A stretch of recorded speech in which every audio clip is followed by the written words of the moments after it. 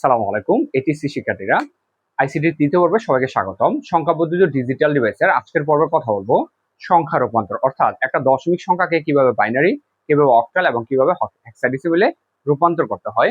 তাহলে আমি এখানে কিছু সংখ্যা লিখে রাখছি, তিনটা সংখ্যা, যে তিনটা সংখ্যায় দশমিকে বা ডেসিমেল আছে।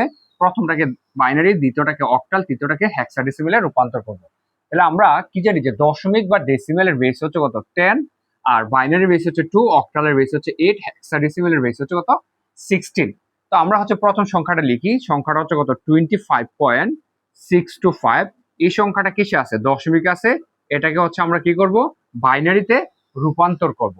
এখন আমরা যদি আমাদেরকে একটা জিনিস মনে রাখতে হবে, সেটা হচ্ছে যখন আমরা দশমিক থেকে বাইনারি, অক্টাল, হেক্সাডেসিমেলে রূপান্তর করব, তখন তখন দশমিকের যে পূর্ণ সংখ্যা থাকবে, পূর্ণাংশ থাকবে, ওই পূর্ণাংশটাকে বাইনারিতে রূপান্তরের সময় 2 দ্বারা ভাগ করব, অক্টালে রূপান্তরের সময় 8 দ্বারা ভাগ করব, হেক্সাডেসিমেলে রূপান্তরের সময় 16 দ্বারা ভাগ করব। আর যে ভগ্নাংশ অংশটা থাকবে সেটাকে আমরা কি করব, গুণ করব। তাহলে শুরু করা যাক। আমরা এটাকে কিভাবে করব। এখানে আমরা যদি দেখি, এই জায়গাটা হচ্ছে পূর্ণাংশ আর এই জায়গাটা হচ্ছে কি ভগ্নাংশ। তাহলে আমরা লিখবো পূর্ণ সংখ্যার ক্ষেত্রে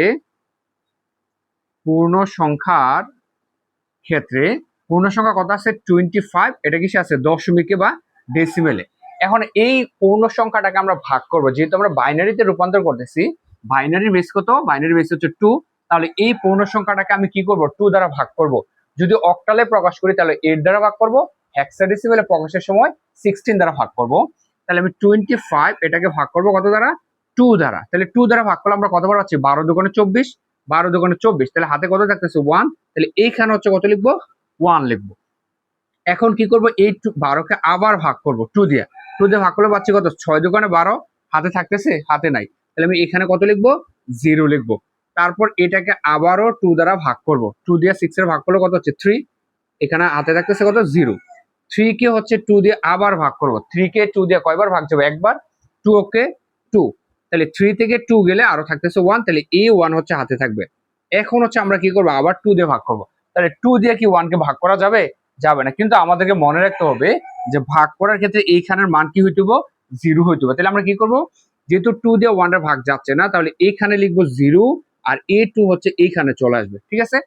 এখন এই জায়গাতে আমরা যেটা লিখবো সেটা হচ্ছে যে এই যে মানগুলো এটা আমরা কোথা থেকে লিখবো? নিচের থেকে উপরের দিকে লিখবো। উপরেরটাকে বলা হয় এলএসবি, অর্থাৎ লেস্ট সিগনিফিক্যান্ট বিট, আর নিচে এমএসবি, মোস্ট সিগনিফিক্যান্ট বিট। তাহলে আমরা এই যে 25 ছিল দশমিকে, এটাকে বাইনারিতে রূপান্তর করে কি পাচ্ছি? নিচে থেকে লিখতে হবে 11001।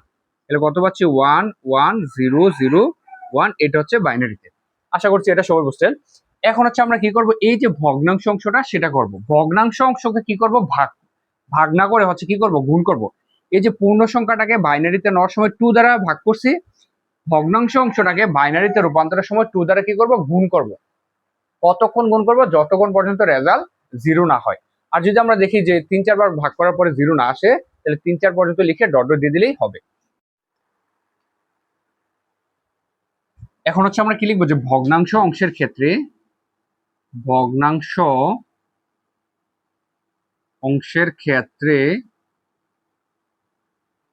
অংশটা কত আছে? এই যে 0.625। 0.625 এটা কিসে আছে? বাইনারিতে আছে, দশমিকে আছে। সেটাকে আমরা কি করব, বাইনারিতে রূপান্তর করব। এখন আমরা কি করব, এই 0.625 কে গুণ করব। কত দিয়ে গুণ করব? এটাকে আমরা কিসে কনভার্ট করতেছি? বাইনারিতে। তার জন্য কত দিয়ে গুণ করব? 2 দ্বারা গুণ করব। তাইলে 2 দ্বারা গুণ করলে কত পাচ্ছি? 0.625 ইন্টু 2 পাচ্ছি কত? 1.25। আমরা এই জায়গায় পূর্ণ সংখ্যাটা দশমিকের আগের যে মান আসছে সেটা আমি এইখানে লিখবো, আর দশমিকের পরে দশমিক সহ যে মান আসছে সেটা এখানে লিখবো। তাহলে দশমিকের আগে কত? 1। তাহলে এখানে লিখবো 1, আর এখানে লিখবো কত? 0.25। তারপর আমরা আবারও এখন কত পাইছি? লাস্টে কত থাকতেছে? 0.25 না? এই ভগ্নাংশের যে অংশটা এটাকে আবার কি করব, 2 দ্বারা গুণ করব। 0.25 ইন্টু কত? 2। তাহলে 0.25 ইন্টু 2, এটার মান আসছে কত? এটার মান আসছে 0.5। কত আসছে? 0.5। তাহলে এবার দশমিকের আগে কি কোনো পূর্ণ সংখ্যা আছে? নাই। তাহলে পূর্ণ সংখ্যা যেহেতু নাই, তাহলে এখানে লিখবো 0, আর এইখানে কত আসছে? 0.5। এখন আমরা কি করব, আবারও আবার হচ্ছে এই যে 0.5 ভগ্নাংশ অংশটা, এটাকে আবার এখানে নিয়ে আসবো। 0.5 ইন্টু কত দিয়ে গুণ করবো? 2 দ্বারা গুণ করবো। তাহলে 0.5 কে যদি আমি 2 দিয়ে গুণ করি, তাহলে পেয়ে যাচ্ছি কত? বরাবর 1 পেয়ে যাচ্ছি। তার মানে দশমিকের পরে আর কোনো কিছু থাকতেছে না। তাহলে পূর্ণ সংখ্যা হচ্ছে এখানে 1, আর দশমিকের পরে যেহেতু নাই, তাহলে আমরা চাইলে এখানে দশমিক দিয়ে দুইটা 0 দিতে পারি। ঠিক আছে, তাহলে এইখানে হচ্ছে আমরা এই জায়গাটা হচ্ছে মূলত আমাদের হচ্ছে আনসার হবে। তো এই মানটাকে এটাকে হচ্ছে কিভাবে লিখবো? এটা হচ্ছে উপর থেকে নিচের দিকে লিখবো। আমরা হচ্ছে এখানে যখন ভাগ করছি তখন মান কি লিখছি? নিচে থেকে উপরের দিকে। আর এখানে হচ্ছে যে মানগুলো লিখবো সেটা হচ্ছে উপর থেকে নিচের দিকে। তাহলে এটাকে আমরা লিখবো 0.625 এটাকে আমরা বাইনারিতে রূপান্তর করে পাচ্ছি কত? 101 বাইনারিতে হচ্ছে 2। এখন আমি যদি পুরো আনসারটাই লিখি, পুরো আনসারটা, সম্পূর্ণ আনসারটা যদি লিখি, এখানে ছিল সংখ্যাটা, এই যে পূর্ণ অংশটা সেটার মান পাচ্ছি কত? 11001 পয়েন্ট, আর দশমিকের ভগ্নাংশের যে অংশটা সেটার মান পাচ্ছি কত? 101। এখানে পাচ্ছি কত? 101। এই হচ্ছে কি 25.625 দশমিকের যে সংখ্যাটা ছিল সেটাকে বাইনারিতে রূপান্তর করে আমরা কি পাচ্ছি? 11101.101। তার মানে হচ্ছে দশমিক থেকে বাইনারিতে রূপান্তর করার ক্ষেত্রে পূর্ণ সংখ্যাটাকে হচ্ছে আমরা কি করব? 2 দ্বারা ভাগ করব। কতক্ষণ পর্যন্ত ভাগ করব? যতক্ষণ পর্যন্ত এখানে কি হবে? 0 না হবে। এরপর এই মানটা কিভাবে লিখবো? নিচের থেকে হচ্ছে উপরের দিকে লিখবো। ঠিক আছে, নিচের থেকে উপর দিকে লিখবো। ভগ্নাংশ অংশ যেটা থাকবে সেটাকে হচ্ছে আমরা কি করব? বাইনারিতে রূপান্তরের সময় 2 দ্বারা গুণ করব। গুণ করার ফলে যে গুণফলটা পাবো, ওই গুণফলের পূর্ণ অংশটা হবে এখানে, আর দশমিক অংশটা হবে এখানে। তারপর দশমিক অংশটা এখানে এনে এটাকে আবারও 2 দ্বারা গুণ করব। এখানে আমরা যখন গুণ করে কত পাচ্ছিলাম? 0.5 পাচ্ছিলাম। অর্থাৎ দশমিকের আগে কোনো সংখ্যা নাই, তার মানে এখানে আমি কত লিখবো? 0 লিখবো। তাহলে এই সংখ্যাটা, ভগ্নাংশের সংখ্যাটাকে আবারও 2 দ্বারা গুণ করব। গুণ করে কত পাচ্ছি? 1। তাহলে এই ক্ষেত্রে দশমিকের পরে কোনো মান আসছে না, তাহলে এখানে আমি 1 লিখে ফেললাম। দশমিকের পরে যেহেতু নাই, তাহলে আমরা কি লিখতে পারি? 0.00 লিখতে পারি। তাহলে আমরা হচ্ছে যেহেতু পূর্ণ সংখ্যা পেয়ে গেছি, দশমিকের পরে আর কোনো মান আসছে না, তাহলে আমাদের অঙ্ক এখানে শেষ হবে। আর যদি এমন হয় যে 3-4 বার ভাগ করার পর বা 4-5 বার ভাগ করার পরেও ভাগশেষ কি হচ্ছে না? 0 হচ্ছে না, তাহলে আমরা হচ্ছে কি করবো? 3-4টা লিখে এখানে হচ্ছে ডট ডট দিয়ে দেবো অনেকগুলা। এই ভিডিওতে হচ্ছে আমরা দেখবো যে কিভাবে দশমিকের একটা সংখ্যাকে অক্টালে রূপান্তর করতে হয়। তো আমরা হচ্ছে জানি যে দশমিকের বা ডেসিমেলের বেস হচ্ছে কত? 10, আর অক্টালের বেস হচ্ছে কত? 8।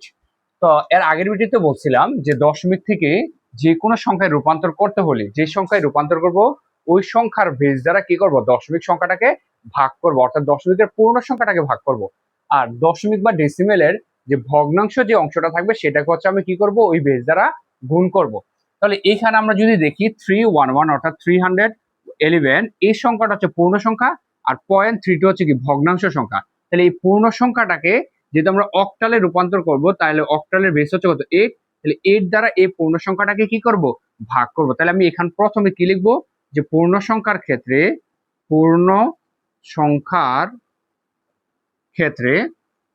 311 এটা হচ্ছে কিসে আছে? দশমিকে আছে।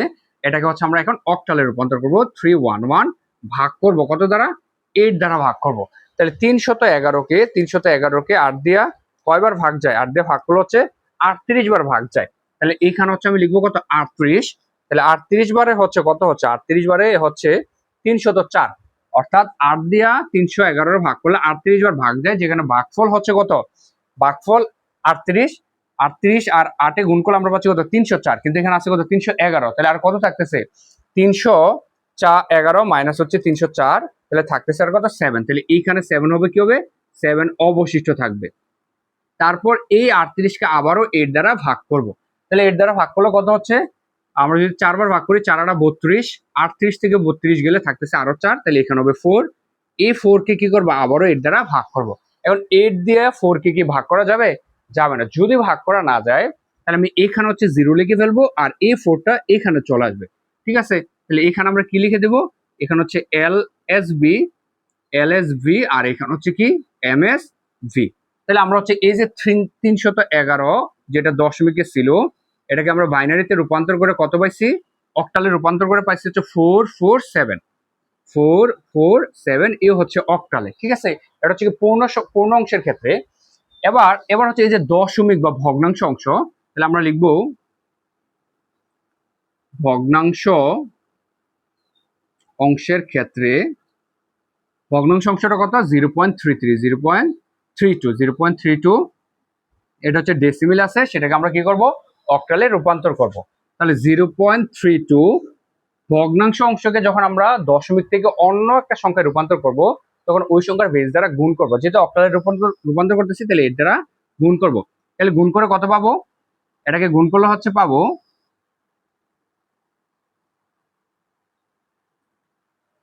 কত পাচ্ছি 0.32 ইন্টু হচ্ছে কত 8, তাহলে এখানে ভাগ করে পাচ্ছি 2 পয়েন্ট কত পাচ্ছি এই যে 2.56।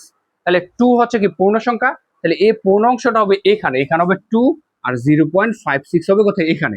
তাহলে এখন হচ্ছে আমরা কি করবো এই 0.56টাকে আবার এখানে নিয়ে আসবো, 0.56 ইন্টু হচ্ছে কত আবারও 8, তাহলে 0.56 ইন্টু হচ্ছে 8, এটা করলে হচ্ছে কত হচ্ছে এই যে 4.48। তাহলে এখানে আমরা হচ্ছে 4 এখানে লিখবো পূর্ণ সংখ্যাটা, আর 48 হচ্ছে এখানে লিখবো 0.48। তারপর হচ্ছে 0.48 কে আবার এখানে নিয়ে আসবো, 0.48 ইন্টু হচ্ছে কত 8, 0.48 ইন্টু হচ্ছে 8, এখানে মান পাচ্ছে কত 3.84। তাহলে এখানে হচ্ছে 3 হবে আর 0.84 হবে এখানে।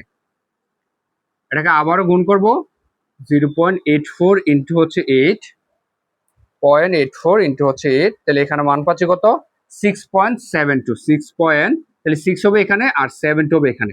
তাহলে আমরা এখানে যেটা দেখতেছি সেটা হচ্ছে যে আমি 4 বার ভাগ করার পরও এখানে ভাগশেষ কি হচ্ছে না, 0 হচ্ছে না। তাহলে 3 থেকে 4 বার ভাগ করার পরে যদি 0 না হয় তাহলে সেখানে আর ভাগ করা লাগবে না। এই মানটা হচ্ছে আমরা কিভাবে লিখবো, এটা হচ্ছে উপর থেকে হবে, অর্থাৎ এটা হচ্ছে এল এস বি আর এটা হচ্ছে কি এম এস,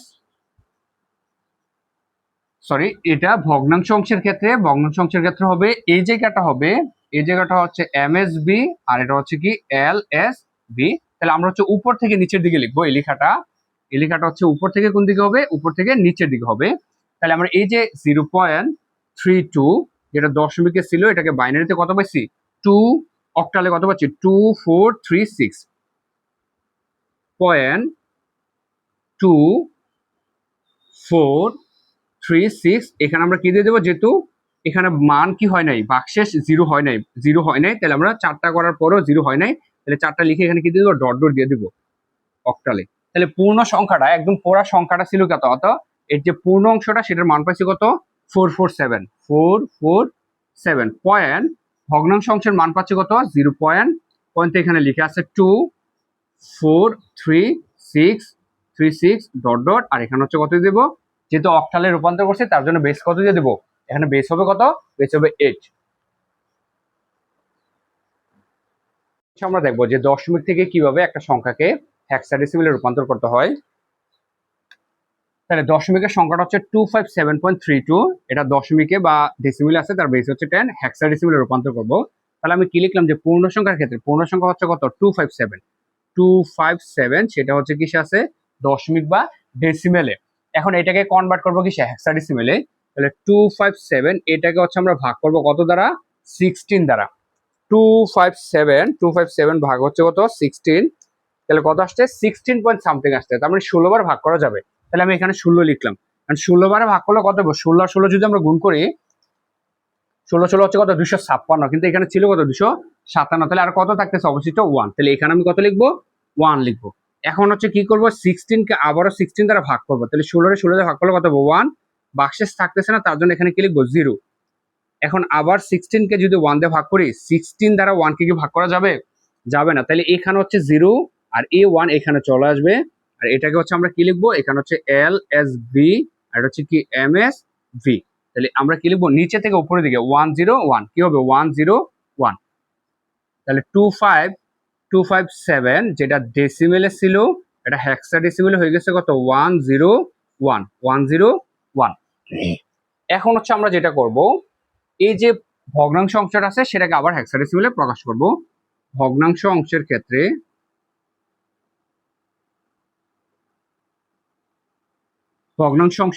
0.32 সেটা হচ্ছে কিসে আছে ডেসিমেলে।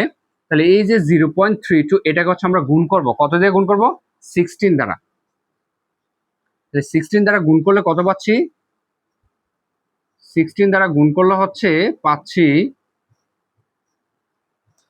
0.32 ইন্টু হচ্ছে 16, এটার মান পাচ্ছি হচ্ছে 5.12, 5 পয়েন্ট কত 12। তাহলে 5 যেহেতু পূর্ণ সংখ্যা, এটা এখানে লিখবো, আর 0.12 হচ্ছে এখানে লিখবো। এবার এই 0.12 আবার এখানে চলে আসবে, ইন্টু হচ্ছে কত 16, ইন্টু কত হবে 16, তাহলে 0.12 ইন্টু হচ্ছে 16, তাহলে এটার মান পাচ্ছি কত 1.92। তাহলে পূর্ণ সংখ্যা 1 হবে এখানে, আর 0.92 হবে এখানে। এই 0.92টা আবার এখানে চলে আসবে, 0.92 ইন্টু হচ্ছে 16, তাহলে এখানে মান পাচ্ছি হচ্ছে 14 হচ্ছে 72 পাচ্ছি। কত পাচ্ছি 14.72। তাহলে এখানে হচ্ছে লিখবো 14, আর 0.72 হচ্ছে লিখবো এখানে। তারপর হচ্ছে 0.72 আবার এখানে নিয়ে আসবো, ইন্টু হচ্ছে কত 16, 0.72 ইন্টু হচ্ছে 16, এটার মান পাচ্ছি হচ্ছে 11.52, 11 পয়েন্ট, তাহলে এখানে হবে 52।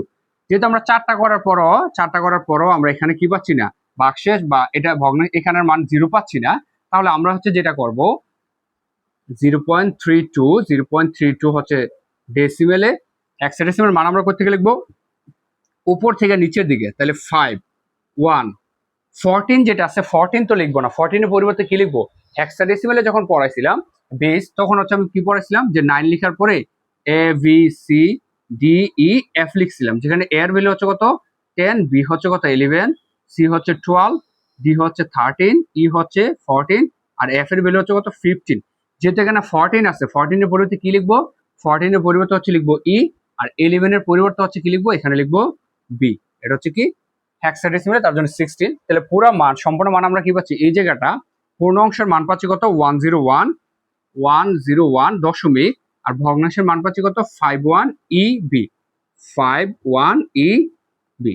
আশা করছি এই ভিডিওর মাধ্যমে দশমিক থেকে কিভাবে বাইনারি, অক্টাল, হেক্সাডেসিমেলে রূপান্তর করতে হয় এই সবটা হচ্ছে কমপ্লিট হয়ে গেছে। তাহলে আমি যদি আরেকটা সামারি করি, সেটা হচ্ছে যে দশমিক থেকে যে কোনো সংখ্যায় রূপান্তর করতে হলে যে পদ্ধতিতে রূপান্তর করব, যে সংখ্যায় রূপান্তর করব, ওই সংখ্যার বেস দ্বারা কি করব, ভাগ করব। পূর্ণ অংশটাকে হচ্ছে ভাগ করব, আর দশমিকের বা ভগ্নাংশের অংশটাকে কি করব, গুণ করব। আমি যদি এই সংখ্যাটাকে বাইনারিতে রূপান্তর করতে চাই, তাহলে এটাকে হচ্ছে 2 দ্বারা ভাগ করব, আর এই জায়গাটাকে কি করব, 2 দ্বারা গুণ করব। যদি অক্টালে রূপান্তর করতে চাই, তাহলে এই পূর্ণ সংখ্যাটাকে 8 দ্বারা ভাগ করব, ভগ্নাংশের সংখ্যাটাকে 8 দ্বারা গুণ করব। হেক্সাডেসিমেলের জন্য হচ্ছে 16 দ্বারা ভাগ করব, এটাকে 16 দ্বারা গুণ করব। ভাগটা কতক্ষণ পর্যন্ত করব, যতক্ষণ পর্যন্ত কি হবে, এখানে 0 না হবে। আর এইখানে আমরা গুণ হচ্ছে কতবার করব, যদি 3 থেকে 4টা সংখ্যা 3 থেকে 4 বার গুণ করার পরেও আমার এইখানে 0 না আসে, তাহলে আমি 3 থেকে 4 বার লেখার পরে, সরি এখানে কি হবে, ডট ডট হবে, এখানে হচ্ছে আমরা ডট ডট দিয়ে দিব। তাহলে এই যে এখানে ডট ডট হবে, তখন আমরা কি করব, এখানে ডট ডট দিয়ে দেবো।